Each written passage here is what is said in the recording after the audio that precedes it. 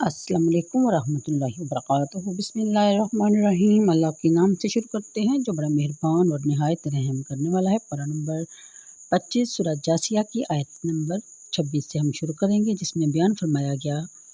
اور اللہ تعالیٰ کے لیے ہے بادشاہی آسمانوں اور زمین کی، جس روز برپا ہوگی قیامت، اس روز سخت نقصان اٹھائیں گے باطل پرست۔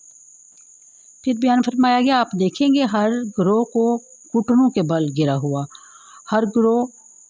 کو بلایا جائے گا اس کے صحیفہ عمل کے طرف، انہیں کہا جائے گا آج تمہیں بدلہ دیا جائے گا جو تم کیا کرتے تھے، یہ ہمارا نوشتہ ہے جو بولتا ہے تمہارے بارے میں سچ، ہم لکھ لیا کرتے تھے جو تم دنیا میں عمل کیا کرتے تھے، پس جو لوگ ایمان لائے اور نیک عمل کرتے رہے تو انہیں ان کا رب اپنی رحمت میں داخل فرمائے گا، یہی وہ روشن کامیابی ہے۔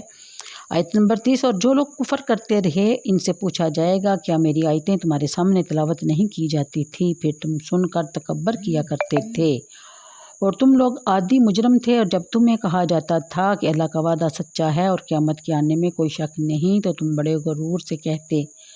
ہم نہیں جانتے قیامت کیا ہے، ہمیں تو یوں ہی ایک گمان سا لگتا ہے اور ہمیں اس پر قطعاً یقین نہیں۔ اور ظاہر ہو گئے ان کے لیے برے نتائج ان کے کرتوتوں کے، اور ہر طرف سے گھیر لیا انہیں اس عذاب نے جس کا وہ مذاق اڑایا کرتے تھے، اور انہیں کہہ دیا گیا کہ آج ہے تمہیں فراموش کر دیں گے، آج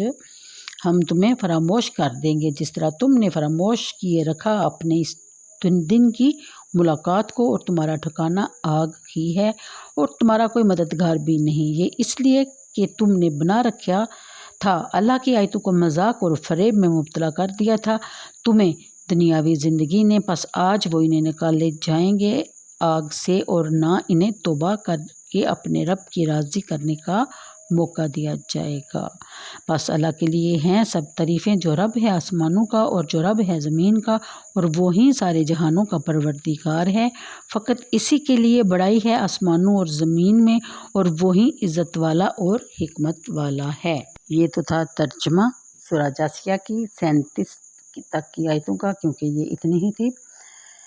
تفسیر کے مطابق ان کے تمام نظریات باطلہ کی تردید کر دی گئی، انہیں بتا دیا گیا کہ زمانہ بیچارہ خود مخلوق ہے، اس کی صبحیں اور شامیں، اس کی بہار اور خزاں اس کے حال کی اشارہ کی مرہون منت ہیں، نہ اس میں شعور، نہ ادراک، نہ قدرت، نہ اختیار، وہ کیسے موصر حقیقی ہو سکتا ہے؟ دہر نہیں بلکہ خالق دہر تمہیں زندہ بھی کرتا ہے اور مارتا بھی ہے، وہی تمہیں قیامت کے دن ایک جگہ جمع کرے گا، اور اس میں ذرا شک نہیں، ناواقف اور بے خبر لوگ ہی اس حقیقت کو تسلیم نہیں کرتے۔ پھر بیان فرمایا گیا، آسمانوں اور زمین کا خالق بھی وہی ہے، مالک بھی وہی ہے، اسے قادر و قیوم کے لیے تمہیں دوبارہ زندہ کرنا کوئی مشکل کام نہیں ہے، حقیقت کو آج تسلیم کر لو، ورنہ قیامت کے روز فرط ندامت سے ہونٹ کاٹو گے، اور اس وقت حسرت اور ندامت کا کوئی فائدہ نہ ہوگا۔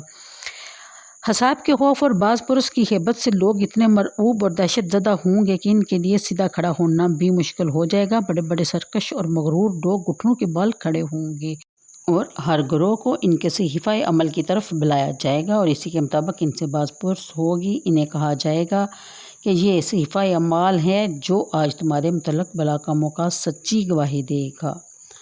تمہارے اعمال حسنہ میں سے کسی عمل کو نظر انداز نہیں کیا گیا، اور تمہیں مجرم گرداننے کے لیے تم پر کوئی غلط الزام نہیں لگایا گیا، جو تم نیک و بد عمل کرتے تھے وہ سب اس میں درج کروایا گیا ہے، اللہ تعالیٰ نے فرشتوں کو حکم دیا تھا اور وہ تمہارے اعمال کو اس میں لکھتے رہے۔ اللہ تعالیٰ کس طرح ہمارے جملہ اعمال کو لکھواتا ہے، اس کی حقیقت کے ادراک سے اگر ہم قاصر بھی ہوں تو بھی اس کا انکار ممکن نہیں۔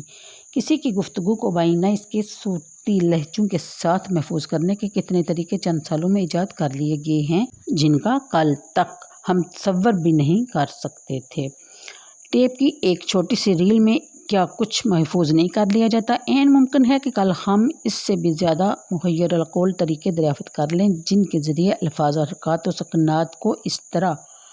منضبط کیا جا سکے۔ جب انسانی مہارت کا یہ عالم ہے تو اللہ تعالیٰ کی قدرت سے کیا بعید کہ وہ ہماری زندگی کے روز و شب کی سرگوشیوں کو، سرگرمیوں کو اب پوری طرح ریکارڈ کر لے۔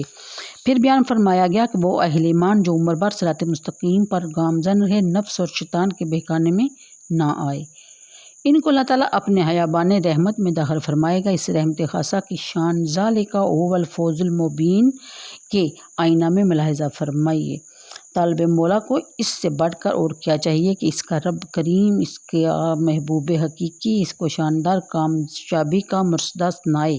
اے میرے بندے، تمہیں لاکھ لاکھ مبارک، تو نے اس امتحان میں شاندار کامیابی حاصل کی۔ اگلی آیات میں کفار کے عبرتناک انجام کا ذکر کیا جا رہا ہے۔ انہیں بتایا جا رہا ہے کہ ہم نے تمہیں خواب غفلت سے بیدار کرنے میں کوئی کمی نہیں چھوڑی۔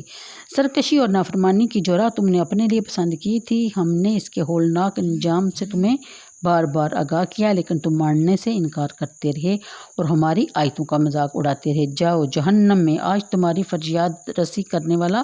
کوئی نہیں۔ استغفر اللہ، یعنی کسی بدکار سے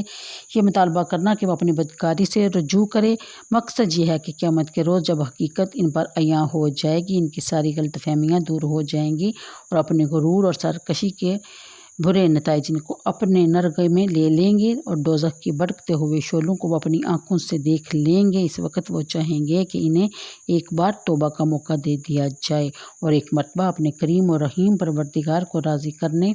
آپ صلی اللہ علیہ وسلم نے ارشاد فرمایا کہ موت کے بعد پھر توبہ کرنے کی مہلت نہیں ملے گی، اس لیے اس دنیا میں توبہ کر لیجئے، ابھی وقت ہمارے ہاتھ میں ہے۔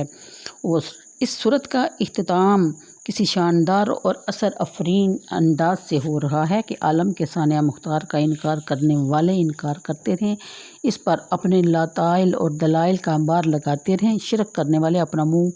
کالا کرتے رہیں، شرک کو ثابت کرنے کے لیے وہ لاکھ جتن کرتے رہیں، ان کے انکار سے حقیقت نہیں بدل جائے گی، کوئی مانے یا نہ مانے۔ ہر قسم کی تعریفوں اور ثناگستریوں کے لائق صرف اللہ تعالیٰ ہے، جو آسمانوں کا رب، زمین کا رب، بلکہ سب جہانوں کا رب ہے۔ سچی اور سرمدی عظمتیں اور ہر نوع کی بڑائیاں اسی کو زیبا ہیں۔ آسمانوں اور زمین میں اسی کی کبریائی کا ڈنکا بج رہا ہے، وہیں سب پر غالب اور بڑا دانا ہے۔ تو آج کے لیے اتنا ہی، مجھے دیجیے اجازت، دعاؤں میں یاد رکھیے گا۔ اللہ حافظ۔